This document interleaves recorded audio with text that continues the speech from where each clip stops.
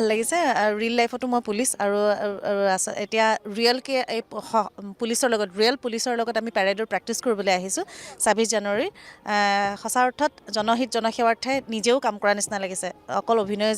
যেন নহয় আমি সঁচাকৈ কিবা এটা কৰিবলৈ সুবিধা পাইছোঁ আৰু ইয়াৰ